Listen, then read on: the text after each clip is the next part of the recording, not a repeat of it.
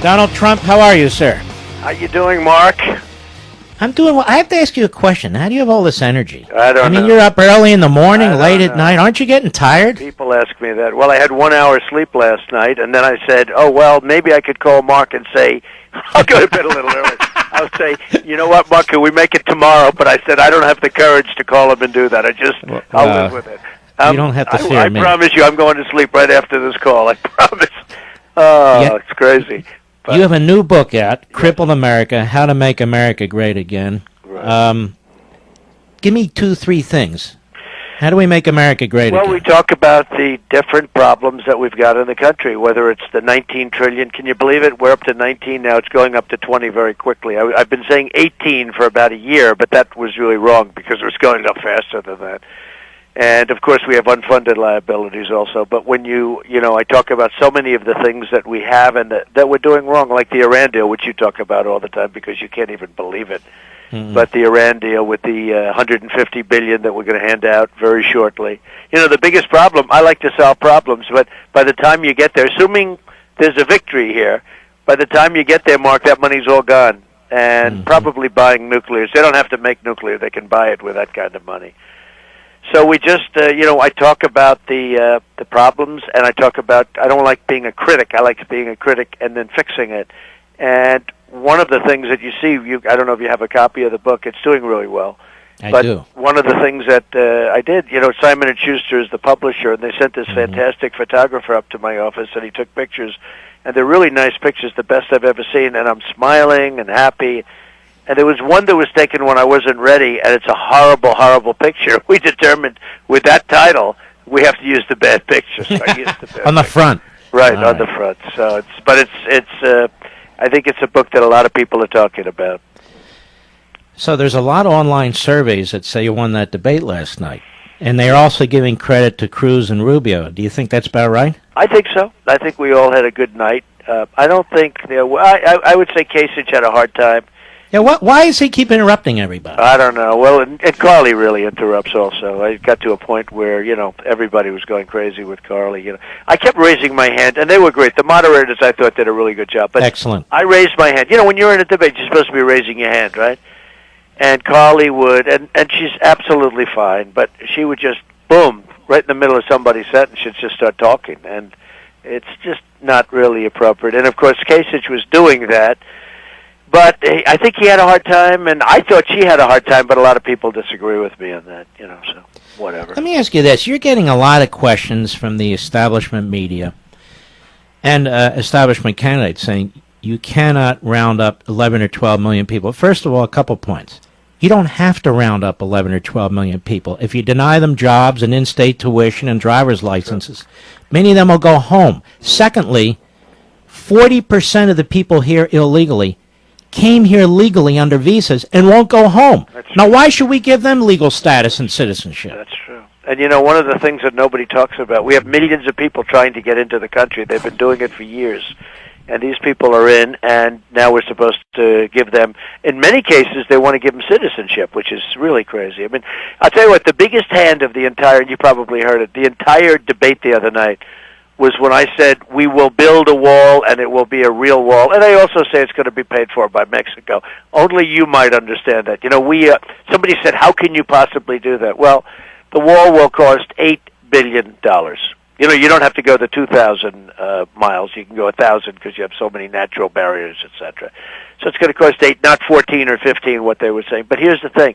We lose, in terms of trade imbalance with Mexico, $45 billion a year. So it's peanuts. And we also give them billions of dollars, just so you fully understand. And that's the way it is. So we will build a wall, and it will be a real wall. It'll be a Trump-type wall. And you're going to tax them, you're saying. You're going to tax them. No, I'm not even going to tax them. I think I'll do even better than taxing them, frankly. They have tremendous... we have so much power over China and Mexico and Japan. We're like we're the cash register. Without us, if they had the right people out there negotiating, Carl Icahn, who's a friend of mine, he endorsed me the other day. I mean, Carl will look at China and will make, it'll just happen. You can keep doing your show and enjoy yourself. Believe me, the $500 billion a year. Can you believe that, Mark? 500 billion. To be exact, 505. It's pretty sad when you round off 505. When you round off 5 billion to 500, right? So it's $505 billion of trade imbalance with China. It's $75 billion with Japan. You know, all the cars that pour into the country. But China's economy is starting to collapse now. It is. It's starting to do badly, which gives us much more power to negotiate. And our economy is going to keep collapsing if we don't take all these regulations off of us. Yeah, and I think we're probably in a bubble, too. You never know for sure, but we're probably in a bubble. Now, explain to everybody what you mean by that. Well, we have money that doesn't cost anything. I mean, I have, for instance, I built Doral in Miami. I own Doral. I have a mortgage that's almost free. I'm paying almost no interest. You know, usually you'd pay 5, 6, 7% interest, right? You know, in the good old days. Mm-hmm. I'm paying like nothing. I'm paying almost nothing because I get very good rates. That's the good thing. The good thing about being rich is you get good rates. The bad thing is that if you're a developer and you're not you're a really good developer, a businessman or something, and if you want money, you can't get it. That's the bad. The only people that get money are the people that don't need it. Because the regulators are running the banks. The bankers, you take Jamie Dimon, you take all of these bankers that you see, and they're all petrified of the regulators. The regulators are running the banks. It's unbelievable. I don't think people understand we really don't have free banks. About 80% of what they do is regulated. Yeah. The regulators are all over. And I see it. I mean, I have friends that say, could you give me a reference to a bank? First of all, the banks have all merged now. You remember you used to have Chemical and Manufacturers Hanover Trust and Chase Manhattan Bank and all these banks, right? And, you price it out with 5 different banks, 7 banks. And now there's sort of it's just like one big monster bank that is really, and it's not one, it's a number of them. What has happened, though, is the foreign banks have come in. And the foreign banks are making a lot of money in the United States, which is, it would be nice if we had our own banks making. You're for trade, though, right? Totally for trade, but trade with smart negotiators. In other words, we have really dumb negotiators, Mark, and you know that. You understand that.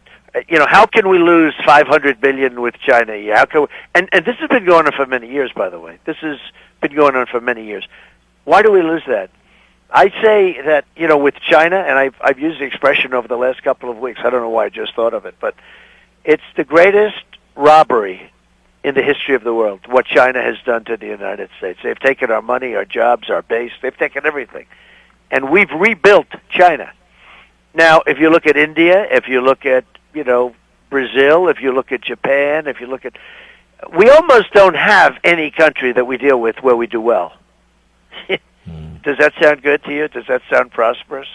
I just think we need to really build up our country. Get all these damn regulations out of the way. All these taxes. I like your plan where you bring all this money back to America. Yeah, I think it would massively expand jobs and opportunities and wealth creation in this country. While the liberals are running around yakking about a minimum wage, this would create jobs and good jobs and money, and people would have it. Let me ask you this, because I don't want to lose you before this. Over the weekend or so, this Politico was coming out with these hits on Ben Carson. Now, I know you don't like Politico. You know it's a left-wing hit machine. Right. They've hit you. They hit all the candidates. They hit me when I'm expecting a good story. I've been hit. I mean, it's always bad when you're expecting it. In other words, you've done something good and you get hit. That's always very disconcerting. But a lot of the people in my audience were a little upset with you because you were using stuff they said against Carson. So what do you want to tell them? Well, no, really using stuff that he said, though. In all fairness, forget Politico. Ben was talking about, I guess he wrote a book, probably before he thought he was going to run for office, to be honest. 25 years ago, yeah. Yeah, I mean, still, but he wrote a book, and he talked about, pathological disease, and he talked about hitting his mother, wanting to hit his mother over the head with a hammer. I never had those thoughts, in all fairness, and neither did you. And, other things, hitting a friend, his best friend in the face with a padlock, that's pretty bad. But you don't think he's mentally off, do you? I hope not. You don't believe that, do you? First of all, I like him. I was with him last night. I'm standing next to him last night, and I like him. Were you friendly to each other? We don't know. Hard to believe. The answer is yes. I'm friendly with almost all of these guys. It's funny. You compete and you attack, and you say things that you believe are truthful, but sometimes they are pretty horrible things. And then you're standing next to him in a debate, and you're saying, "How you doing?" Jeb. I say, "Hi, Jeb. How you doing?" Is he friendly to you? He's very friendly. I mean, you saw where anybody up there. You know what? I'm not trying to do gossip here, but I'm curious. Anybody up there who all of you kind of think that that guy? You don't have to answer. That guy over there, that guy. Well, that's a real putz. I got along very well with Marco Rubio. That doesn't mean we're going to get along well. You understand? But I got along very well. But specifically talking about last night, it's sort of a weird feeling. You're fighting these guys and you're saying things and they're tough things, and then you're in a line with them, getting ready to walk on a stage, and you look and say, "Hey, how you doing?" I was defining Jeb as a low end. Well, I came up with this term, low energy individual, and it was I guess it turned out to be a tougher expression than I thought somehow. But and if you are a low energy person, you shouldn't try and be a high energy person because it doesn't work. But all of a sudden you're standing in line with these people and you're shaking hands and you're acting like nothing happened. It's a little bit weird, to be honest with you, but it's life. Just watching it seems a little weird. I'll be honest with you. No, too. I get along just about. I wouldn't say there's a couple of them I don't like very much, to be honest with you, Mark. But for the most part, I really like a lot of the people up there. I think I have respect for them, and I like them, and we get along pretty well. There are a couple I don't like. I could give you someday. I'll tell you. I'm not looking to cause trouble. Yeah, no. I mean, I'm the kind of guy I don't even care. But it's. But for the most part, there are really some good people up there, and they have some talented people up there, perhaps more importantly. Mm-hmm. Now, they're not as talented as you, though, Mark.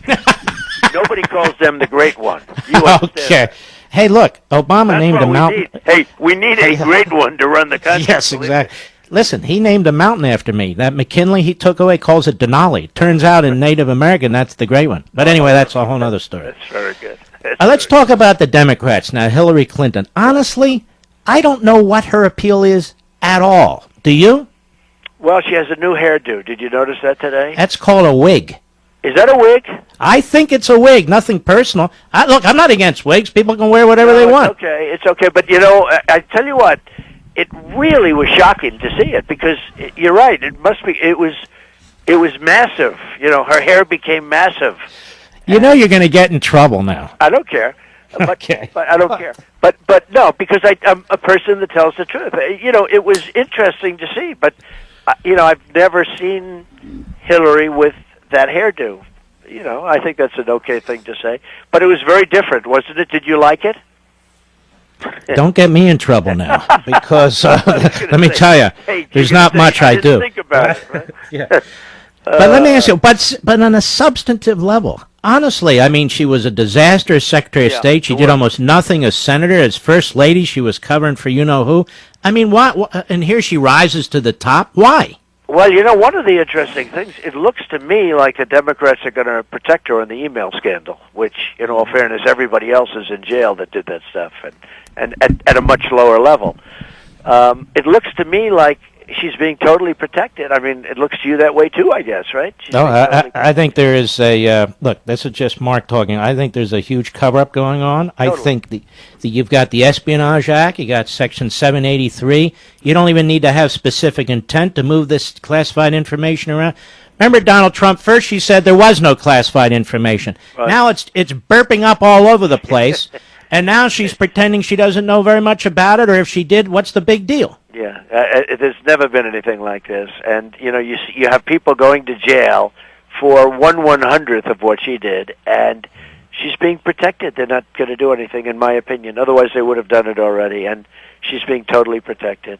And when Biden didn't run, that was my sign that, well, I guess he's not running because he knows she is running, and the way she runs is by not having this problem. This is a tremendous problem for her. She's being totally protected. All right, Donald Trump, we appreciate it. Go get some rest. I will. Thank you very much. Great honor. Are you glad I called? Well, of course. See, I could have. I could have called tomorrow, but I didn't want to tell you I was going to call tomorrow, Mark. So anyway, keep up the good. You have such a great show. Keep up the good work, Mark. All right, thank you. Okay. Best to you and your family. All right, Donald Trump. Now watch all the hate come in. Ah, why didn't you do this? Why didn't you do that? Well, you know what? I'll do what I want to do. We'll be right back. Mark Levin.